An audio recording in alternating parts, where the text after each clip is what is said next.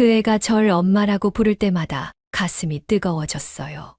그런데 어느 순간부터 그 말이 독이 돼요. 제가 가짜 가족의 먹잇감이 되고 있었다는 것도, 그리고 저를 서서히 죽이고 있었다는 것도 그땐 상상도 못했습니다. 저는 김미숙이라고 합니다. 올해 64살이 됐고요. 동네 약국에서 35년간 일하다가 은퇴했어요. 남편은 5년 전에 폐암으로 세상을 떠났고 결혼해서 독립한 아들이 하나 있습니다. 오늘은 제가 겪었던 일을 함께 이야기해 보려고 합니다. 이야기를 시작하기 전에 구독, 좋아요와 알림 설정까지 해주시면 우리 또래의 진솔한 이야기들을 가장 빠르게 만나보실 수 있어요. 댓글로도 여러분의 경험을 들려주세요. 외로움을 이겨내는 방법이나 비슷한 상황에서 겪으신 일들, 서로 위로가 되고 힘이 되는 이야기들을 나누고 싶어요. 혼자가 아니라는 걸, 이해해주는 사람들이 있다는 걸 느끼실 수 있을 거예요. 저희 남편은 5년 전에 폐암으로 세상을 떠났어요. 마지막 6개월 간병하면서 정말 많이 지쳤지만 그래도 누군가 곁에 있다는 것만으로도 위로가 됐었거든요. 남편이 떠나고 나니 집이 너무 조용해졌어요. 아침에 눈 떠도 여보, 커피 타줄까? 물어볼 사람도 없고 저녁에 오늘 하루 어땠어? 묻는 사람도 없어요. 아들 재현이는 34살인데 대기업에 다녀서 정말 바빠요. 며느리도 워킹맘이고 아이들도 둘이라 한 달에 한 번 보기도 어려워요. 전화해도 엄마, 지금 애들 봐야 해서 하며 금세 끊어버리죠. 나이 들수록 깊어지는 외로움, 건강에 대한 막연한 불안, 누군가에게 짐이 될까봐 조심스러운 마음. 아마 이 영상을 보고 계신 분들 중에도 비슷한 경험 있으실 거예요. 특히 우리 또래 여성분들이라면 공감하실 부분이 많을 것 같아요. 요즘 새벽 3시면 어김없이 잠에서 깨어나요. 온몸이 서늘하게 식어 있고 심장이 두근거려서 다시 잠들기가 어려워요.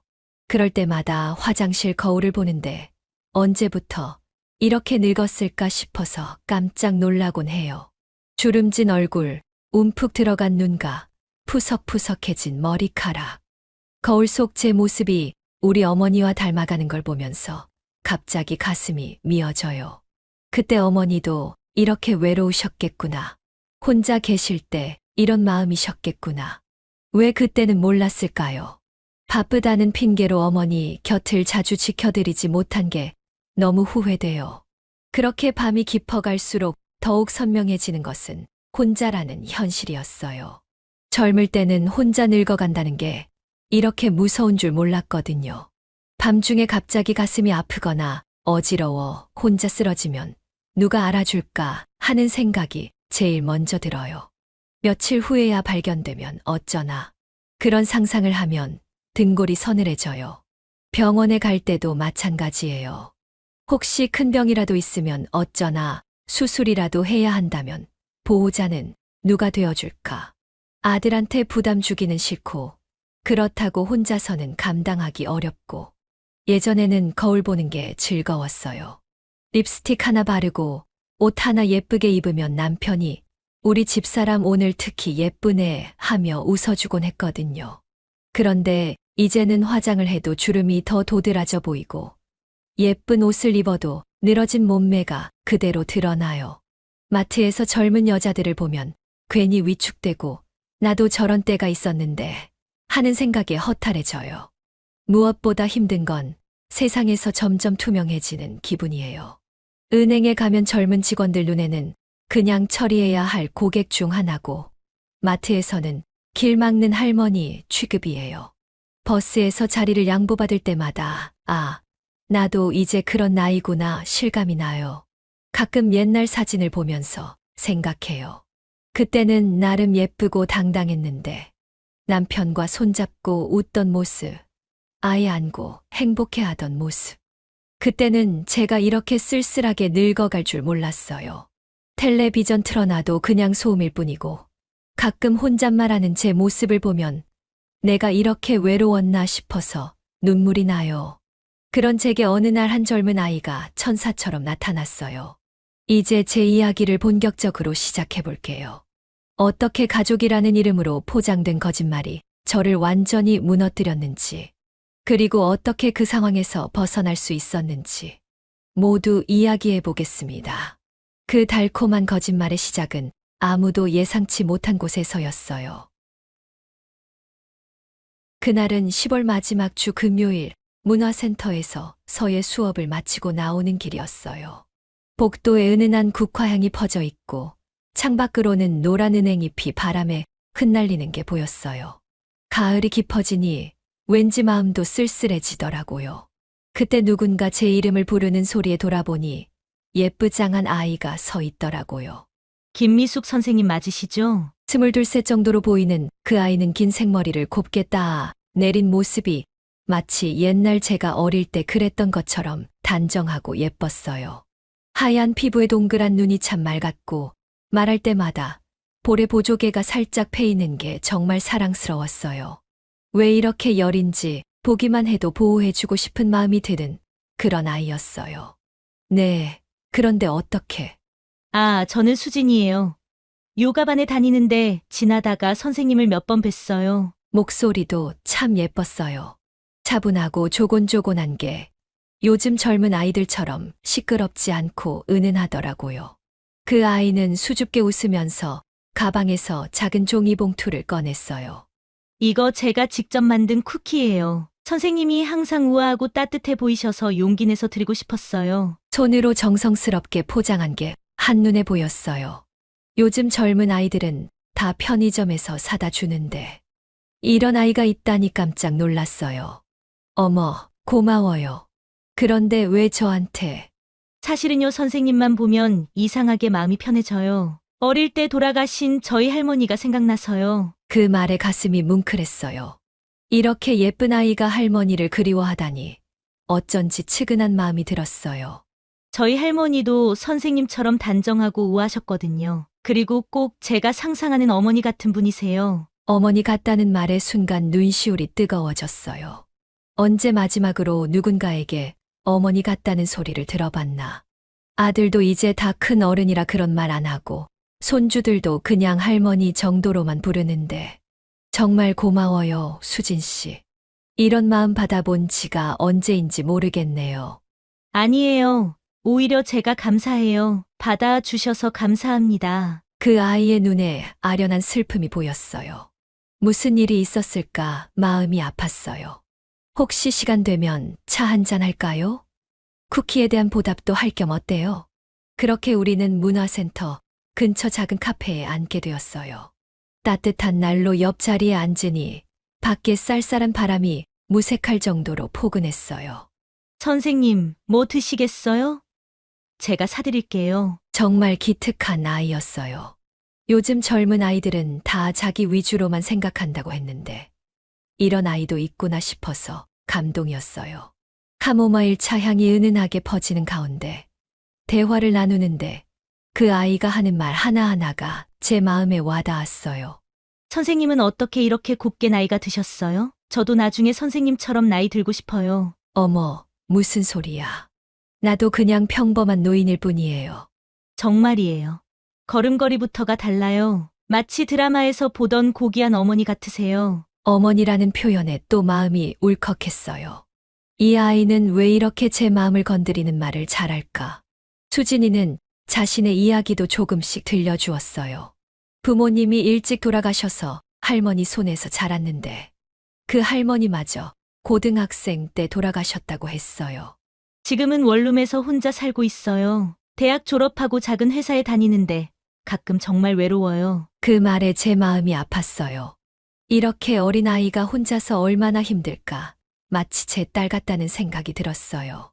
가족이 없으니까 명절 때나 생일 때 정말 쓸쓸해요. 다른 사람들은 다 가족이랑 시간 보내는데 저는 혼자 집에서 라면 끓여 먹고 눈물이 글썽한 수진이를 보니 저절로 손이 나가서 등을 토닥여 주게 되었어요.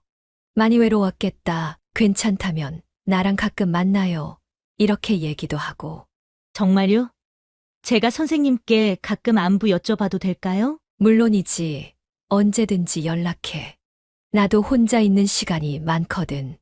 그날 이후로 수진이는 정말 자주 연락을 해왔어요.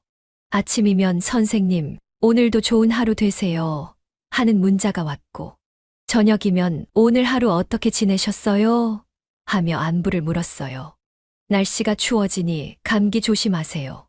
하며 비타민을 사다 주고, 제가 좋아한다고 했던 호떡을 사와서 같이 드세요. 하며 나눠 먹기도 했어요. 정말 세심하고 따뜻한 아이였어요. 마치 친딸처럼 저를 챙겨주는 게 너무 고마웠어요. 몇 주가 지나면서 우리는 점점 가까워졌어요. 주말이면 함께 시장도 보고 카페에서 차도 마시며 시간을 보냈어요. 어느 날은 제가 몸이 안 좋아서 문화센터에 못 갔더니 걱정이 되어서 직접 집까지 찾아왔어요. 선생님, 어디 아프세요? 병원 가셨어요? 현관 앞에 서서 걱정하는 수진이를 보니 정말 친딸 같았어요. 그냥 감기 기운이 좀 있어서. 안 돼요. 혼자 집에만 계시면 더 안 좋아져요. 제가 죽 끓여 드릴게요. 그리고 정말로 마트에 가서 재료를 사다가 달죽을 끓여 주었어요. 젊은 아이가 어떻게 이렇게 요리를 잘하는지. 할머니가 아플 때 항상 이렇게 끓여주셨거든요. 저도 할머니한테 배워뒀어요. 뜨거운 죽을 떠먹여 주는 수진이를 보니 정말 눈물이 날 것 같았어요. 그때 수진이가 조심스럽게 말했어요. 선생님 죄송한데 제가 한 가지 부탁드려도 될까요? 그래, 뭐든지 말해봐. 어릴 때 엄마가 돌아가셔서 저 태어나서 한 번도 누군가를 엄마라고 불러본 적이 없거든요. 수진이 눈에 눈물이 고였어요. 혹시 선생님을 엄마라고 불러도 될까요? 정말 선생님이 제 엄마 같거든요. 그 순간 제 가슴이 쿵 하고 내려앉는 것 같았어요. 물론이야, 수진아 물론이지. 목이 메어서 말이 제대로 나오지 않았어요. 정말요? 그럼 이제부터 엄마라고 불러도 돼요? 그래, 그래도 돼. 그때 수진이가 제 품에 안기며 말했어요.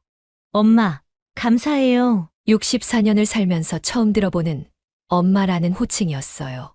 제 아들도 어릴 때부터 어머니라고 불렀고 손주들은 할머니였는데 이렇게 다정하게 엄마라고 불러주는 사람이 있다니. 그 순간 제 마음속 깊은 곳에서 뭔가 꽉 막혔던 게 뚫리는 기분이었어요.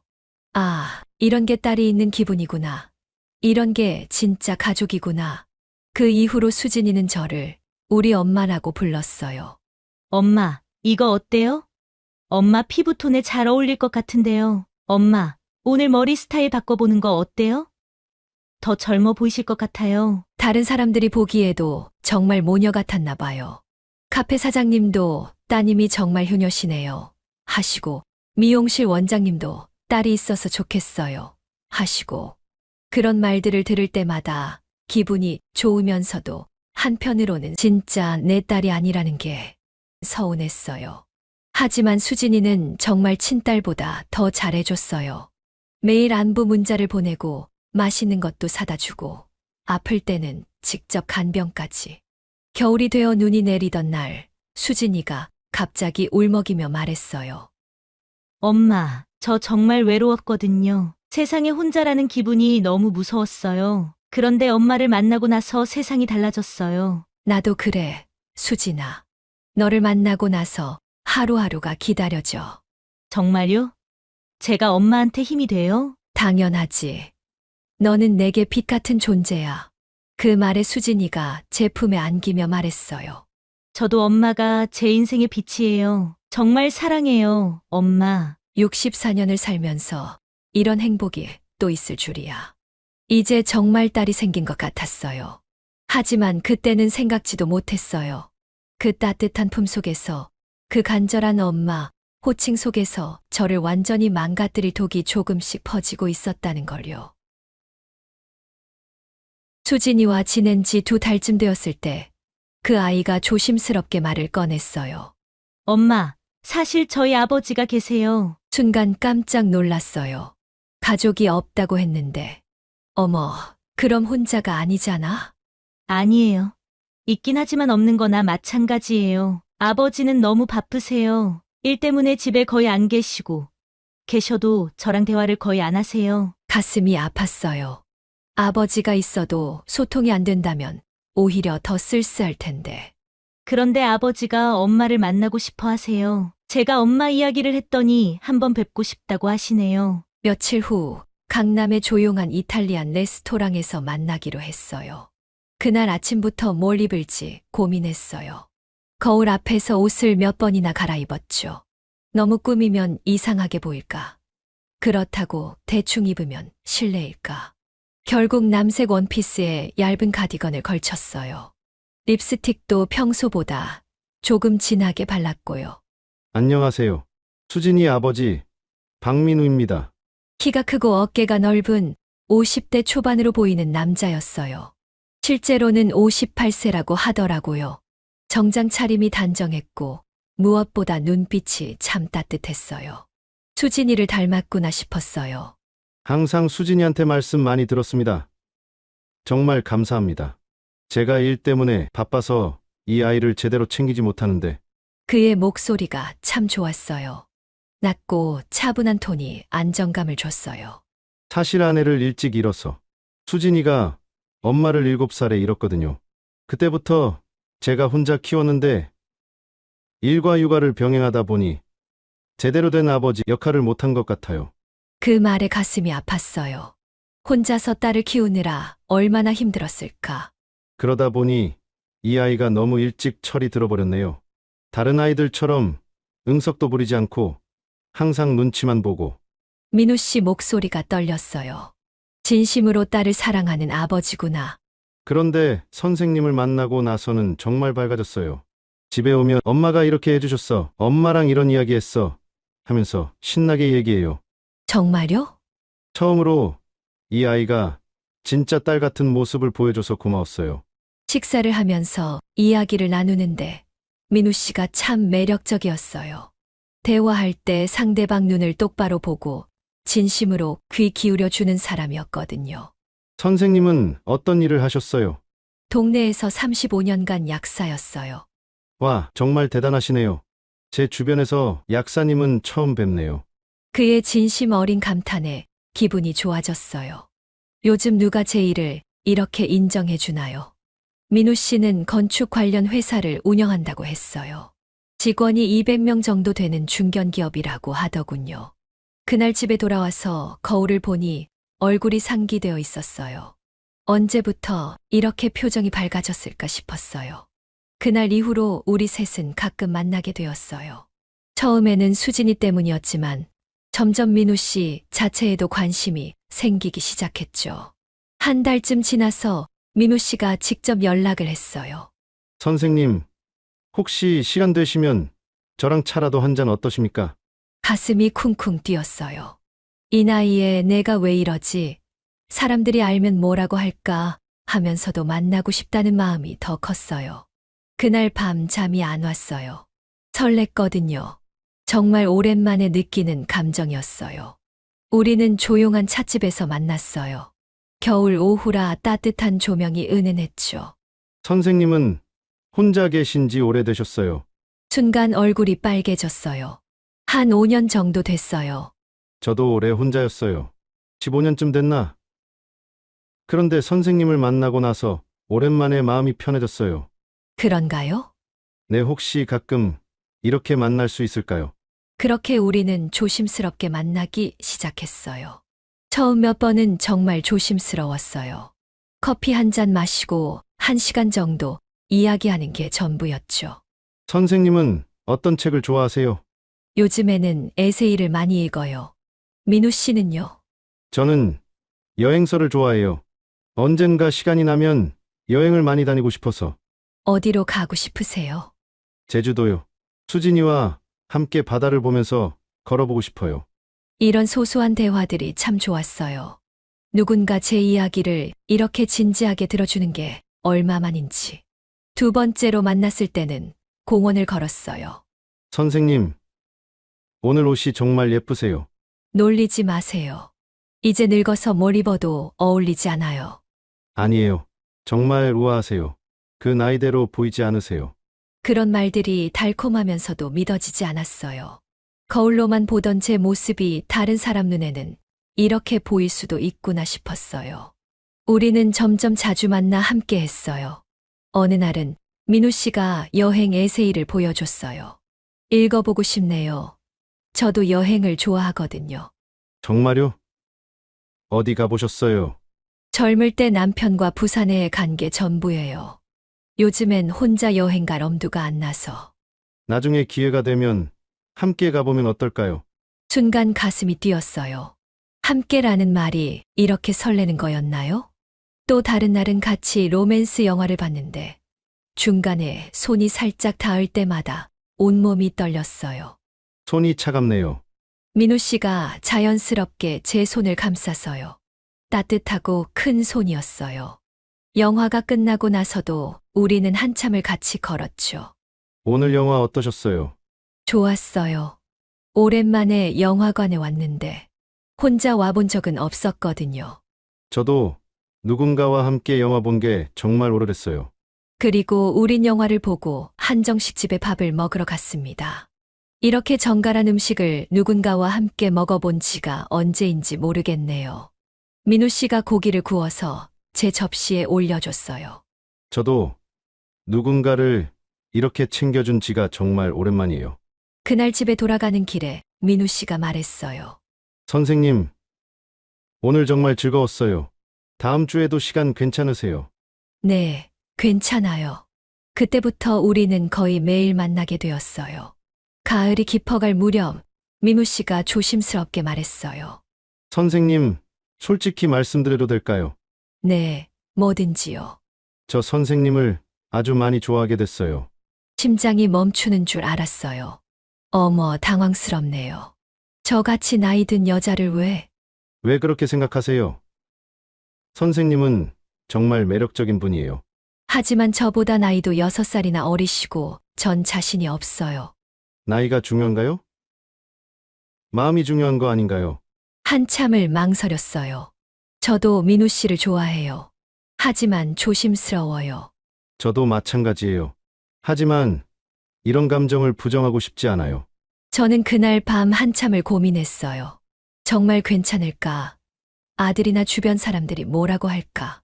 하지만 마음속 한편으로는 이런 기회가 다시 올까 싶었어요. 외롭게 혼자서 늙어가고 싶지 않았거든요. 며칠 후 만났을 때 대답했어요.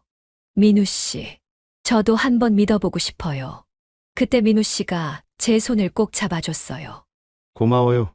정말 고마워요. 겨울이 오면서 우리는 더 가까워졌어요. 어느 날은 손을 잡고 공원을 걸었어요. 이렇게 누군가와 손잡고 걸어보니 어색하지만 기분이 좋네요. 미숙 씨 손이 참 따뜻하네요. 어느새 호칭도 미숙 씨로 바꿔 부르게 됐어요. 민우 씨 손이 더 따뜻해요. 어느 날 저녁 식사를 마치고 나오는데 갑자기 비가 내렸어요. 어떡하죠? 우산이 없네요. 민우 씨가 자신의 외투를 벗어서 제 어깨에 걸쳐줬어요. 감기 걸리면 안 돼요. 이거 걸치세요. 그 순간 가슴이 따뜻해졌어요. 언제 이런 배려를 받아봤나 싶어서요. 고마워요. 뭐요? 당연한 거죠. 택시를 잡아서 집까지 바래다 줬어요. 오늘도 즐거웠어요. 저도 좋은 시간이었어요. 조심히 들어가세요. 그날 밤 잠자리에서 계속 웃음이 나왔어요. 이런 기분이 이렇게 달콤한 거였나요? 어느 날은 함께 꽃시장에 갔어요. 어떤 꽃을 좋아하세요? 프리지아요. 예전에 남편이 가끔 사다 줬거든요. 그럼 이거 어떠세요? 민우 씨가 노란색 프리지아 한 다발을 건네줬어요. 어머, 이런 걸 언제 준비하셨어요? 예쁜 분에게는 예쁜 꽃이 어울리잖아요. 그날 집에 와서 프리지아를 화병에 꽂아두고 계속 바라봤어요. 봄이 오면서 우리 관계는 더욱 깊어져 갔어요. 어느 벚꽃 피는 날, 한강공원을 걸으면서 민우 씨가 말했어요. 미숙 씨, 제가 너무 성급한 걸지도 모르지만 사실 미숙 씨와 더 많은 시간을 보내고 싶어요. 저도 민우 씨와 있으면 정말 편하고 행복해요. 그때 민우 씨가 저를 살짝 안아줬어요. 벚꽃이 피 바람에 날리는 가운데서 우리는 그렇게 서 있었어요. 미숙 씨, 우리 이제 결혼하면 어떨까요? 며칠 후 민우 씨가 진지하게 말했어요. 수진이도 정말 좋아하고 우리도 서로 좋아하잖아요. 더 이상 혼자 지내지 말고 우리와 수진이를 위해서라도 완전한 가족을 만들어주고 싶어요. 한참을 고민했어요. 이 나이에 재혼한다는 것이 두렵기도 했고, 민우 씨가 저보다 6살이나 어리다는 것도 부담이 됐죠. 하지만 동시에 저는 간절하기도 했어요. 민우 씨 정말 괜찮을까요? 제가 수진이에게 좋은 엄마가 될 수 있을까요? 당연하죠. 수진이가 선생님을 얼마나 따르는데요. 하지만 주변 사람들의 시선도 무서워요. 그런 건 중요하지 않아요. 우리가 행복하면 되는 거 아닌가요? 전 며칠 더 고민했지만 결론은 벌써 나와 있었어요. 좋아요, 우리 함께해요. 그때 민우 씨가 저를 꼭 안아줬어요. 정말 고마워요. 미숙 씨, 수진이가 정말 기뻐했어요. 모든 것이 완벽했죠. 따뜻한 남편, 사랑스러운 딸, 그리고 평화로운 가정. 60살이 훨씬 넘어서도 이런 완벽한 사랑을 또 느낄 수 있을 줄이야. 하지만 그때는 행복한 단꿈에 빠져서 이 완벽해 보이는 가족이 모두 치밀하게 계획된 거짓이었다는 걸 상상도 못했어요. 결혼을 결정하고 나서 수진이가 조심스럽게 말을 꺼냈어요. 엄마 결혼식 때 한 가지 부탁이 있어요. 뭐든지 말해봐, 수진아. 저 지금까지 한 번도 진짜 가족의 결혼식에 참석해 본 적이 없어요. 할머니 돌아가시고 나서는 정말 혼자였거든요. 수진이 눈에 눈물이 글썽했어요. 다른 사람들이 많이 오시면 저는 또 외톨이가 된 기분일 것 같아요. 그냥 우리 가족끼리만 스몰 웨딩으로 하면 좋겠는데 괜찮을까요? 이 아이가 얼마나 외로웠을까 생각하니 가슴이 아팠어요. 엄마도 그런 경험 있으세요? 남들은 다 가족이 많은데 나만 혼자인 것 같은 기분. 정말 그랬어요. 남편 장례식 때도 아들 결혼식 때도 그랬었죠. 그래, 엄마도 그런 마음 알아. 그럼 정말 우리끼리만 해도 될까요? 민우 씨도 동의했어요. 저도 수진이 말에 동감이에요. 진심이 담긴 작은 결혼식이 더 의미 있을 것 같아요. 하지만 우리 아들한테는 알려야 하지 않을까요? 천천히 알리는 게 어떨까요? 갑작스럽게 알면 당황할 텐데 저희가 안정되고 나서 자연스럽게 말해봐요. 아들이 마음에 걸리긴 했지만 그렇게 우리는 작은 예식장에서 조용한 결혼식을 올렸어요. 나중에 안 사실이지만 이것도 이들의 전략이었어요. 많은 사람들한테 노출되면 자신들이 발각될까봐였죠. 하지만 저는 그것도 눈치채지 못하고 행복에 빠져 있었죠. 어리석게도. 하얀 원피스를 입고 민우 씨와 서약서에 서명하는 순간 정말 새로운 인생이 시작되는 기분이었어요. 제주도 신혼여행은 꿈 같았어요. 푸른 바다를 바라보며 민우 씨와 손을 잡고 걷는데 이런 행복이 64세에 다시 올 줄이야. 여보, 행복해요. 네, 정말 행복해요. 이런 날이 다시 올 줄 몰랐어요. 저도요. 수진이까지 함께해서 더욱 완벽해요. 그날 밤 나는 오랜만에 느끼는 남자의 따뜻한 체온에 온몸이 떨렸어요. 민우 씨의 부드러운 손길에 잠들어 있던 여자로서의 감정이 깨어나는 것 같았어요. 지금도 그때가 종종 생각나곤 해요. 수진이는 신나서 우리 사진을 열심히 찍어줬어요. 엄마, 아빠, 여기서 포즈 취해요. 마치 진짜 딸이 부모를 챙기는 것 같아서 가슴이 뭉클했어요. 서울로 돌아와서 민우 씨 집에서 함께 살기 시작했어요. 강남의 넓은 아파트에서 가족과 함께하는 아침. 꿈만 같았죠. 엄마, 커피 드릴게요. 수진아, 고마워. 아빠는 신문 보시고 계시고 정말 평범한 가정 같죠? 평범한 가정. 그 말이 얼마나 소중하게 들리던지 몰랐어요. 혼자 살 때는 아침이 그렇게 적막했는데 이제는 매일 아침이 기다려졌어요. 여보, 오늘 뭐 하실 거예요? 수진이랑 쇼핑 가려고요. 겨울옷도 사야 하고 좋겠네요. 나는 회사 가서 일해야 하니 둘이 즐거운 시간 보내요. 이런 일상의 소소함이 이렇게 행복할 줄이야. 주말이면 셋이서 나들이를 갔어요. 한강공원에서 치킨을 시켜 먹고 영화관에서 로맨스 영화를 보고 백화점에서 쇼핑도 하고 엄마, 이 옷 어때요? 엄마한테 잘 어울릴 것 같은데요. 예뻐. 그럼 사볼까? 네. 아빠도 엄마가 이거 입으면 예쁠 거라고 하실 거예요. 수진이가 옷을 골라주고 민우 씨가 정말 아름다워요. 라고 칭찬해주는 그 순간들. 살면서 이런 완벽한 가족을 가질 수 있을 줄이야. 저녁이면 셋이서 식탁에 둘러앉아 하루 일과를 나눴어요. 아빠, 오늘 회사는 어땠어요? 바빴지만 집에 오면 이렇게 가족이 기다리고 있으니까 힘이 나. 당신은 오늘 뭐 했어요?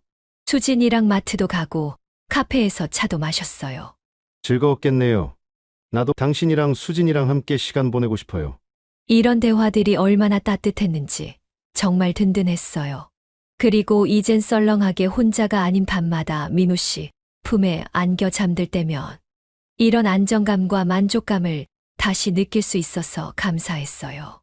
혼자 지내던 차가운 침대가 아니라 사랑하는 사람과 나누는 따뜻한 밤. 옆에서 민우 씨의 고른 숨소리를 들으며 잠드는 그 안정감은 오랫동안 잊고 있던 행복이었어요. 한 달, 두 달이 지나면서 저는 정말 새로운 사람이 된 것 같았어요. 거울을 볼 때도 예전과 달랐어요. 눈에 생기가 돌고 입가에는 항상 미소가 있었어요. 엄마, 요즘 정말 예뻐지셨어요. 무슨 소리야? 정말이에요. 행복하니까 더 젊어 보이세요. 행복, 정말 사람을 이렇게 바꾸는구나. 미용실에 가면 원장님도 그러셨어요. 어머, 오늘 피부가 정말 좋으시네요. 무슨 좋은 일 있으세요? 재혼했어요. 정말요? 축하드려요. 그래서 이렇게 화색이 좋으시구나. 마트에서도 동네에서도 사람들이 제가 밝아졌다고 했어요. 나도 이렇게 행복해도 되는 걸까? 가끔 그런 생각이 들 정도로 완벽한 나날들이었죠. 우리가 가족이 된 지 3달째쯤 되었을 때 엄마, 저 정말 행복해요. 진짜 엄마가 생긴 것 같아서. 나도 수진이 너 같은 딸이 생겨서 정말 좋아. 아빠도 엄마 만나고 나서 완전히 달라지셨어요. 전에는 항상 피곤해 보이셨는데 요즘은 웃음이 많아지셨어요. 맞아요. 정말 그랬어요. 민우 씨도 예전보다 훨씬 밝아 보였어요. 우리가 서로에게 이렇게 좋은 영향을 주고 있구나. 하지만 우리가 결혼한 지 6개월쯤 되던 어느 날, 제가 감기 때문에 일찍 집에 돌아왔어요. 열쇠로 조용히 문을 열고 들어가는데 거실에서 수진이와 민우 씨가 대화하는 소리가 들렸어요. 아빠, 이 여자 정말 순진해. 뭘 시켜도 의심 한 번을 안 하네. 순간 발걸음이 멈췄어요. 이 여자, 계획대로야. 외로운 여자들은 특징이 다 똑같거든. 가족이라는 미끼에 완전히 넘어갔어. 민우 씨 목소리였어요. 하지만 평소와 전혀 다른 차가운 톤이었어요. 처음엔 어떻게 될까 싶었는데 불쌍하게 엄마 없는 애라고 하니 바로 물어버리더라고. 네가 워낙 연기를 잘하니까. 그리고 그 나이대 여자들은 모성 본능에 약해. 연기, 모성 본능? 아빠, 언제쯤 털고 튈까? 거의 다 됐어. 부동산 명의 이전하고 예금 정리하면 끝이야. 다리에 힘이 빠져서 벽에 기댔어요. 지금까지 얼마나 뽑아냈어? 한 7천만 원 정도? 호텔, 쇼핑, 생활비. 본인이 알아서 다 내니까. 그제야 깨달았어요. 제주도 호텔도 모두 제 카드였어요. 수진이 명품 가방들도 역시 모두 제가 사준 것들이었고요. 매일 장보고 외식하고 선물 사주고 모든 게 제 통장에서 나간 거였어요.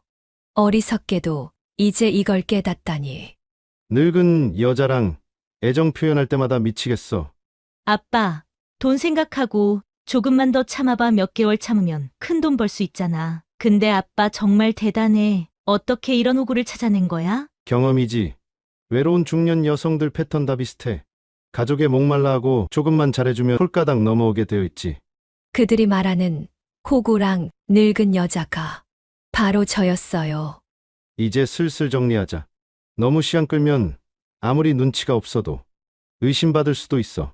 그리고 이젠 내 진짜 엄마 보고 싶어. 빨리 돈 챙겨서. 엄마랑 하와이로 여행 가자, 아빠. 그래. 다음 주에 모든 서류 마무리하고 사라지자.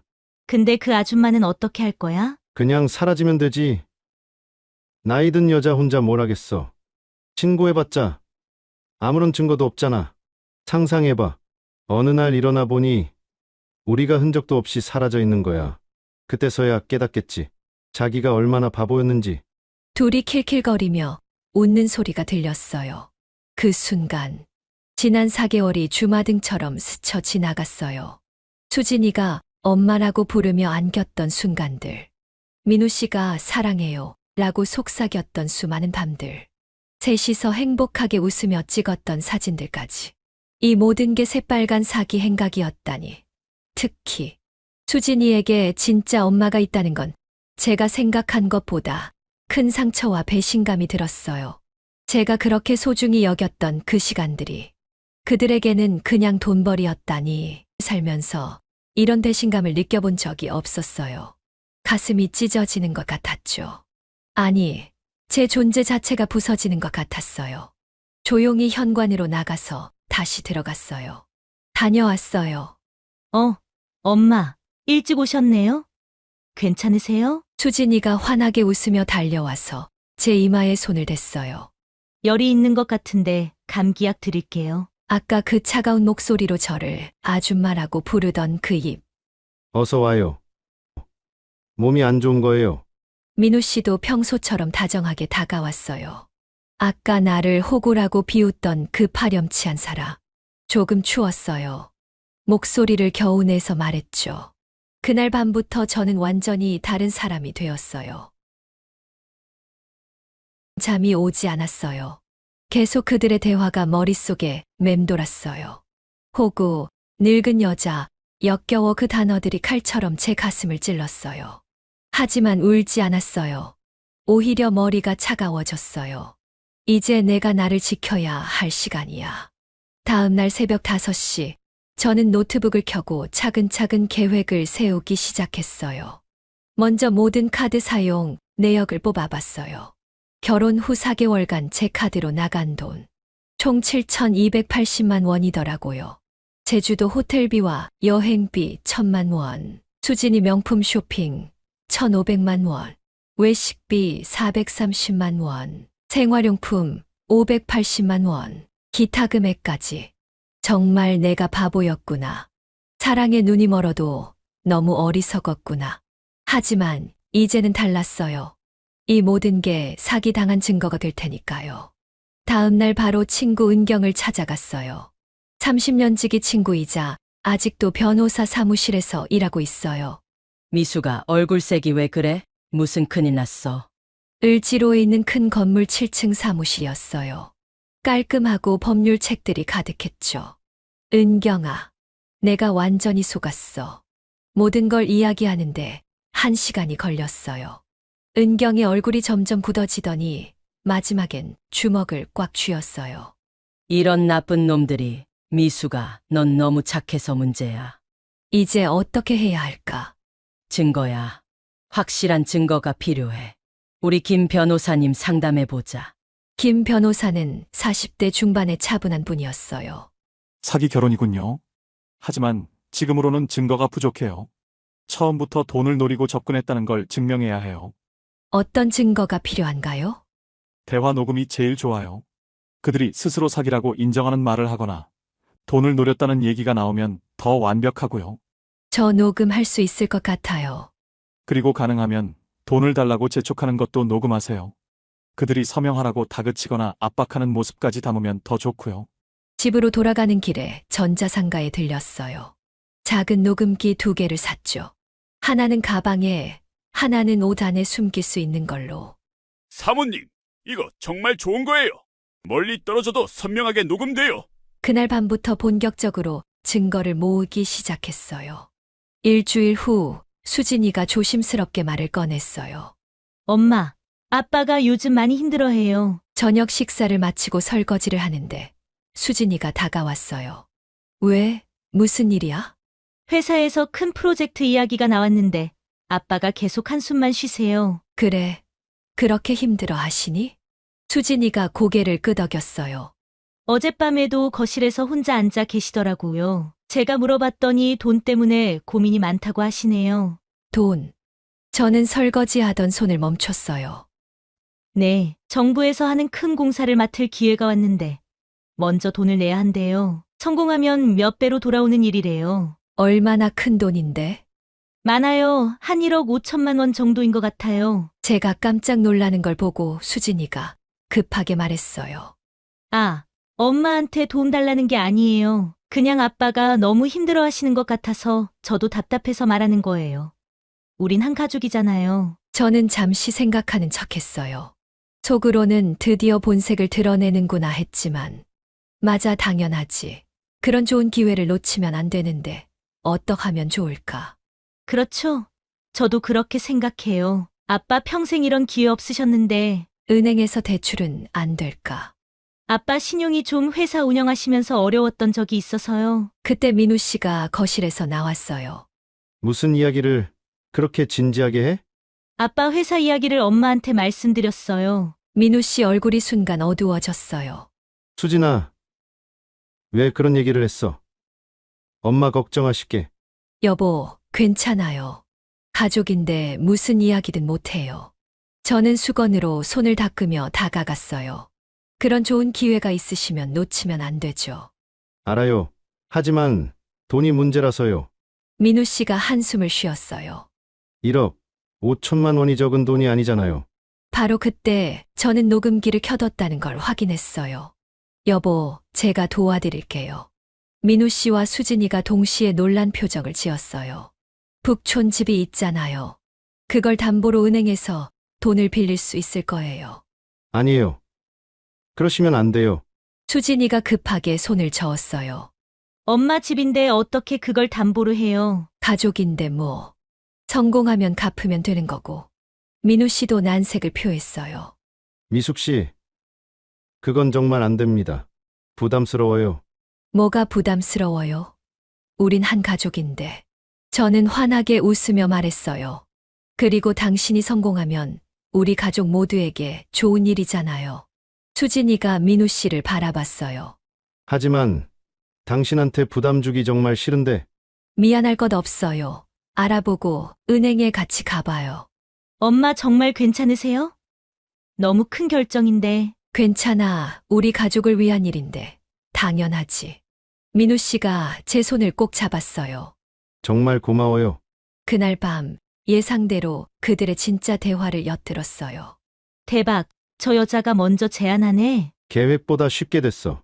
역시 혼자 사는 여자들은 가족이라는 말에 약해. 그럼 이제 서명만 받으면 되는 거야? 응. 이제 그만 은행 갔다 와서 마무리하자.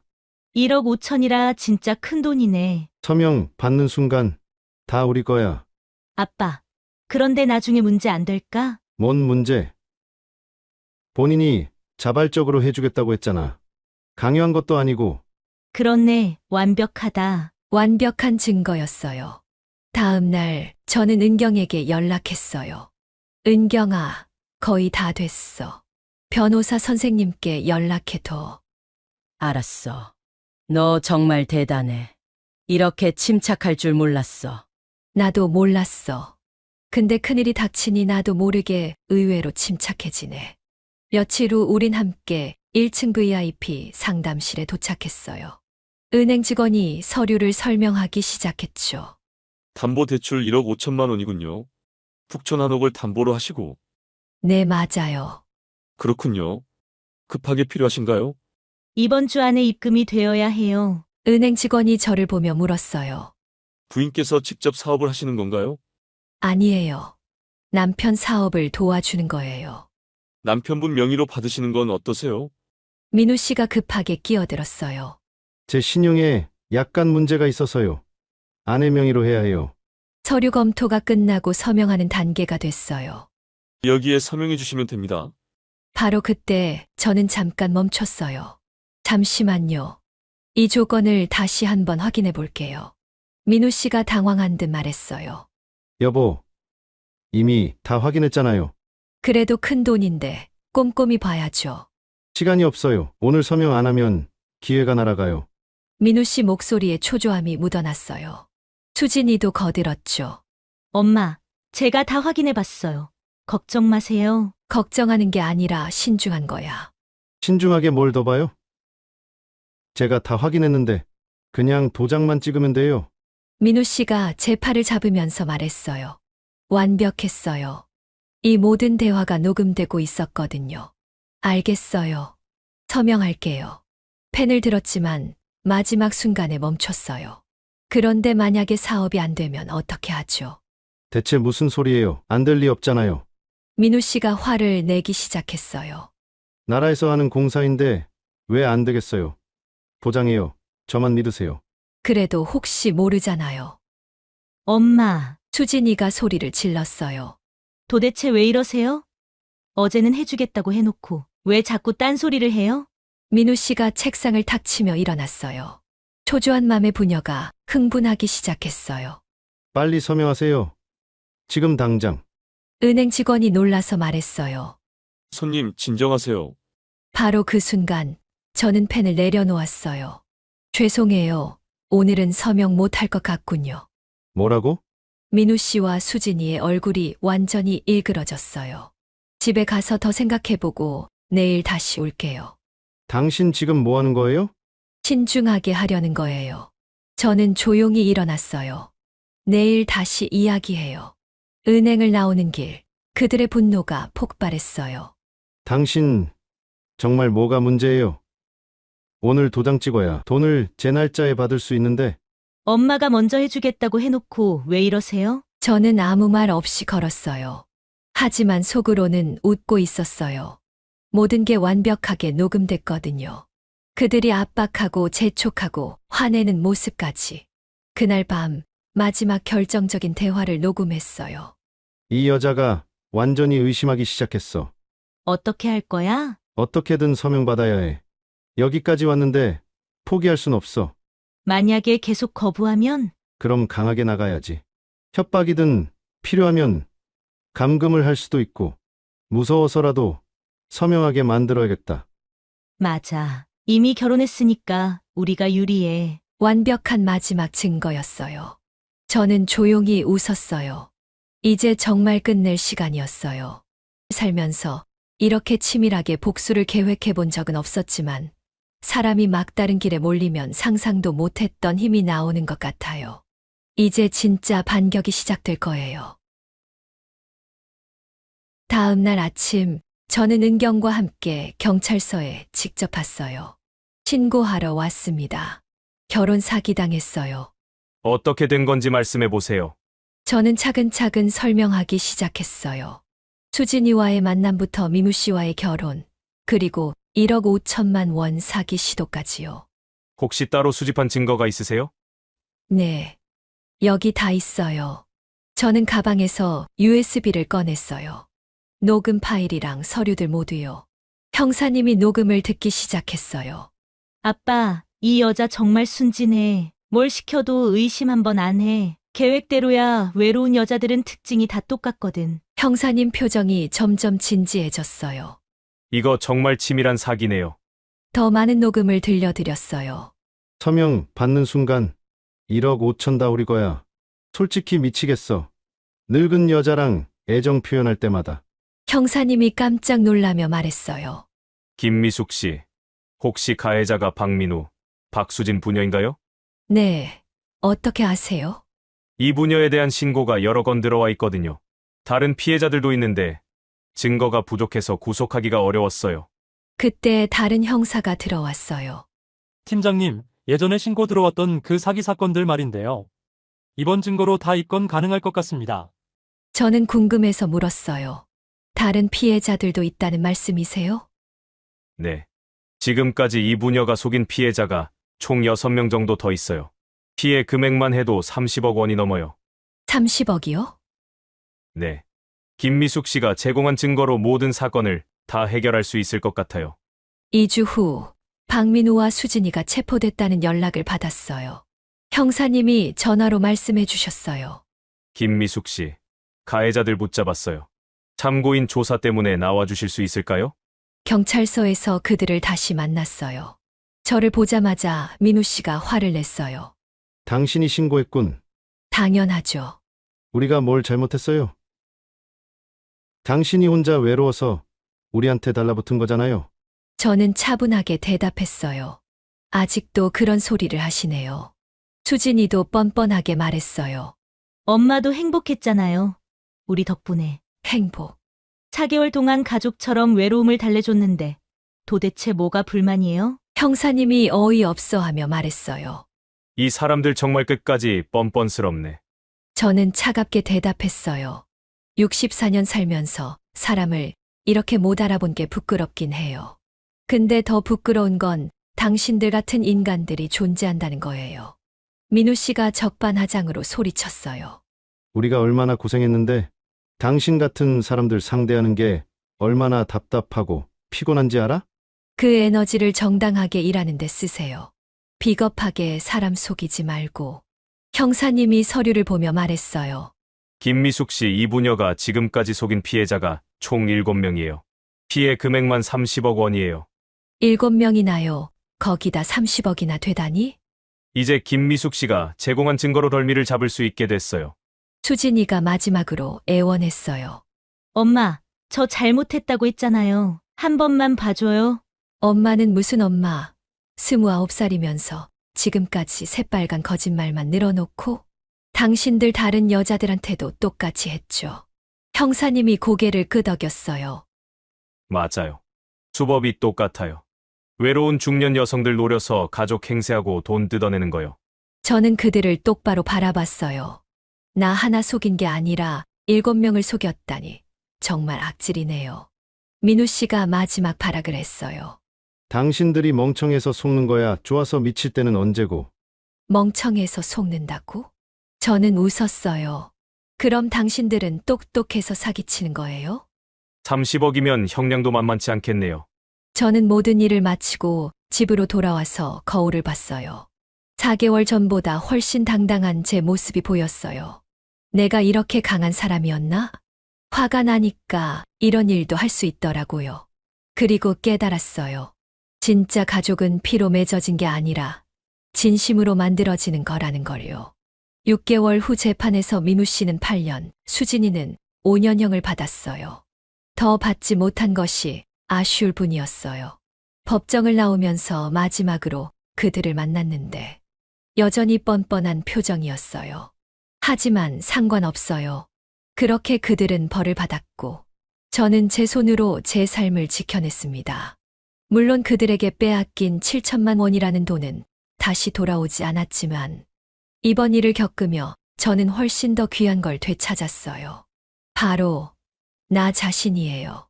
이제 저는 누가 뭐라 해도 내 삶을 스스로 선택하고 지켜낼 수 있는 사람이 되었습니다. 재판이 끝나고 3개월이 지났네요. 이제 다시 혼자입니다. 그런데 이상하게 허전하지 않습니다. 고요하고 단단합니다. 아침에 눈을 뜨면 조용한 집 안이 더 이상 무겁지 않아요. 오히려 평화롭죠. 혼자 끓인 차 한 잔을 마시며 창밖을 바라보는 이 시간이 얼마나 소중한지 몰랐어요. 누구의 눈치도 볼 필요 없고 누구를 위해 연기할 필요도 없는 온전한 제 시간이니까요. 예전에는 혼자 밥 먹는 게 그렇게 서러웠는데 이제는 혼자만의 식사 시간이 편해요. 좋아하는 반찬 하나 차려놓고 천천히 먹으면서 하루를 되돌아보는 여유가 생겼거든요. 거울을 보면 4개월 전과는 다른 제 모습이 보여요. 더 당당하고 더 단단해진 것 같아요. 주름은 그대로지만 눈빛이 달라졌어요. 더 이상 누군가를 애타게 찾는 눈이 아니라 스스로를 믿는 눈이 되었거든요. 은경이가 자주 놀러와요. 미수가 너 정말 달라졌다. 예전보다 훨씬 편해 보여. 정말 그래요. 누군가 저를 엄마라고 불러주길 바라던 그 간절함이 사라졌어요. 그 대신 진짜 저를 아끼는 사람들의 소중함을 알게 되었죠. 아들도 자주 연락해요. 엄마 정말 대단하세요. 그런 상황에서 그렇게 침착할 수 있다니. 아들의 목소리에서 존경이 느껴져요. 예전에는 그냥 늙은 엄마였는데 이제는 독립적인 한 사람으로 봐주는 것 같아서 기분이 좋아요. 동네에서도 저를 다르게 봐요. 사기꾼 잡은 할머니라고 하면서 인사를 건네시거든요. 처음엔 부끄러웠는데 이제는 당당해요. 제 경험이 다른 분들에게 도움이 된다니 보람도 느껴지고요. 사람은 누구나 외롭습니다. 하지만 그 외로움을 빌미로 다가오는 사람에게 나를 맡겨선 안 된다는 걸 저는 이번에 배웠습니다. 외로움 자체는 나쁜 게 아니에요. 오히려 자연스러운 감정이죠. 문제는 그 외로움 때문에 판단력이 흐려지는 거예요. 저처럼 말이에요. 가족이라는 이름, 그 안에 감춰진 욕심과 거짓이 있다는 걸. 그리고 진짜 가족은 피가 아니라 진심으로 만들어진다는 것도 깨달았어요. 그리고 저는 무너지지 않았고 다시 시작할 수 있다는 것도요. 인생을 살면서 이런 큰 시련을 겪을 줄은 몰랐지만 덕분에 더 강해진 것 같아요. 더 이상 누구에게 의존하지 않아도 괜찮다는 자신감이 생겼거든요. 혹시 이 이야기가 누군가에게 닿았다면, 지금 이 순간 마음이 흔들리고 있는 분이 계시다면 제 이야기를 꼭 기억해 주세요. 외로움은 잘못된 감정이 아니에요. 하지만 그보다 더 소중한 건 나 자신이라는 것을 잊지 마세요. 우리는 속아도 되는 사람이 아닙니다. 다시 시작할 수 있는 사람입니다. 제 이야기를 끝까지 들어주셔서 감사합니다. 구독과 좋아요, 알림 설정 잊지 마시고 댓글로 여러분의 생각도 들려주세요. 당신의 한마디가 저에겐 큰 위로가 됩니다. 다음에 더 깊고 따뜻한 이야기로 찾아뵐게요. 고맙습니다.